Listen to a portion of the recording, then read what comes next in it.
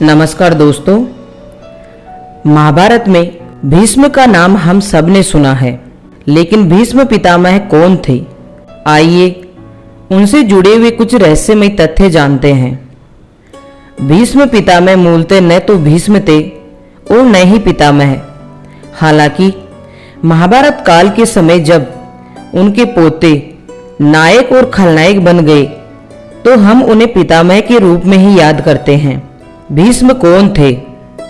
वह राजा शांतनु और गंगा, जो एक नदी देवता है, का एकमात्र जीवित पुत्र था। हम उसे सबसे पहले एक शिशु के रूप में देखते हैं, जिसे उसके 8 बड़े भाइयों की तरह पानी में फेंक दिया जाता है। राजा शांतनु हस्तिनापुर राज्य के शासक राजा थे और संयोग से गंगा को देखते हैं और उस पर मोहित हो जाते हैं। वह उससे विवाह करने का प्रस्ताव रखता है, जिसके लिए वह इस शर्त पर सहमत होती है कि शांतनु उसके किसी भी कार्य पर आपत्ति नहीं करेगा। ऐसी स्थिति में वह उसे छोड़ देगी। शांतनु उससे विवाह करने और उसके माध्यम से बच्चे पैदा करने के लिए खुश था। हालांकि गंगा ने अपने सभी शिशुओं को जन्म के तुरंत बाद पानी में फेंक दिया और शांतनु उसे खोने के डर से उससे पूछने या रोकने से मना कर देता है। हालांकि ये उसके लिए सहन करने के लिए बहुत ही अधिक था, और जब वह अपने नवीनतम जन्मे बेटे को नदी में फेंकने वाली थी तो वह उसे रोक देता है। वह उसे बताती है कि वह उसे कभी वापस नहीं लौटने के लिए छोड़ देगी, लेकिन लड़का बच जाता है। वह राजा की सहमति को लड़के को अपने साथ ले जाती है, इस वादे के साथ कि वयस्क होने पर वह उसे वापस कर देगी तथा इस बीच उसे प्रशिक्षित भी करेगी। वह बड़े हो चुके बेटे को राजा को लौटा देती है और वह लड़का कोई और नहीं बल्कि देवव्रत था, जो बाद में भीष्म बन गया।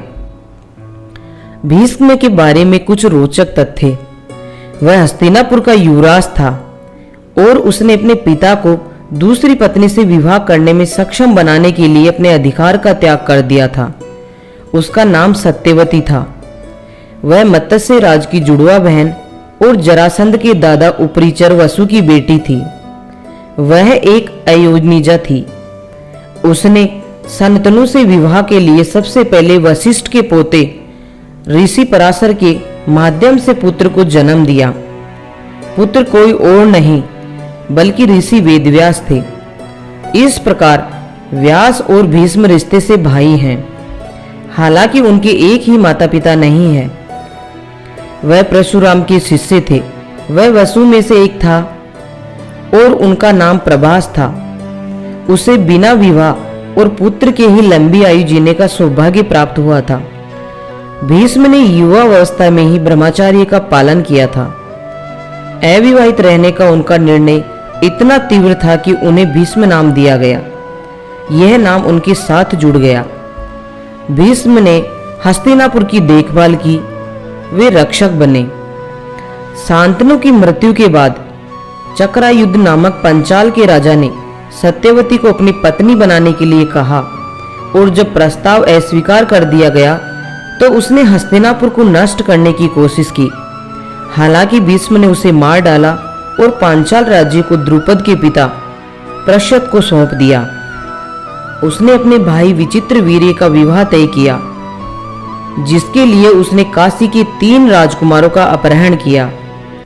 उसने अपने विरोधी सभी राजाओं को अकेले ही परास्त कर दिया। उनमें से एक अंबा ने शुरू में अपने भाई से विवाह करने से इनकार कर दिया, क्योंकि उसे लगा कि उसका प्रेमी साल्व उसे स्वीकार कर लेगा। जब साल्व ने इनकार कर दिया तो उसने उचित समाधान के लिए भीष्म की ओर देखा, जो वे नहीं दे सके। उन्हें अपने गुरु परशुराम के साथ 28 दिनों तक युद्ध करना पड़ा, जो अंबा की ओर से वकालत करने आए थे। वह जीत गए और परशुराम ने उन्हें आशीर्वाद दिया। अंबा ने बदला लेने की कसम खाई और कई जन्मों के बाद भीष्म से बदला लेने के लिए द्रुपद के घर शिखंडी के रूप में जन्म लिया। भीष्म को अपने भाई की मृत्यु के बाद अंबिका और अंबालिका से विवाह करने और माता सत्यवती द्वारा उत्तराधिकारी पैदा करने के लिए कहा गया था। भीष्म ने इस सुझाव को अस्वीकार कर दिया। वह सत्यवती के पुत्र वेदव्यास की सहायता से विचित्र वीर्य की पत्नियों से नियोग पद्धति से पुत्र उत्पन्न करने के लिए सत्यवती के प्रस्ताव पर सहमत हो गए। वह व्यास के 3 पुत्रों धृतराष्ट्र, पांडु और विदुर की देखभाल करते हैं और उन्हें इस प्रकार प्रशिक्षित करते हैं जैसे कि वह उनके पिता हो। दुर्योधन के वयस्क होने पर हस्तिनापुर के मामलों में वह बहुत महत्वपूर्ण भूमिका निभाता है। वह चचेरे भाइयों के बीच शांति स्थापित करने की पूरी कोशिश करता है। वह महाभारत युद्ध में भाग लेता है और पहले 10 दिनों तक पांडव सेना का भारी विनाश करने के बाद मारा जाता है। एक समय पर कृष्ण को धमकी देनी पड़ी कि वह अर्जुन को और अधिक क्रूरता से लड़ने के लिए प्रेरित करने के मामलों को अपने हाथ में ले लेंगे। अर्जुन ने शिखंडी की मदद से उसे मार गिराया था। हालांकि वह उत्तरायण के शुभ समय आने तक जीवित रहता है। उसे अपने पिता द्वारा प्रस्थान का समय तय करने का वरदान दिया गया था। वह अंतरिम अवधि का उपयोग युधिष्ठिर को राज्य प्रशासन, नैतिकता, धर्मशास्त्र आदि के बारे में विभिन्न बातें सिखाने के लिए करता है। वह नियत समय पर अपने शरीर का त्याग करता है। देखा अपने दोस्तों, भीष्म पितामह का नाम हम सब ने सुना है और भीष्म को इच्छा मृत्यु का वरदान मिला हुआ था। अगर आपको हमारा ये वीडियो पसंद आया है तो प्लीज़ इसे लाइक करें और अपने दोस्तों के साथ शेयर करें।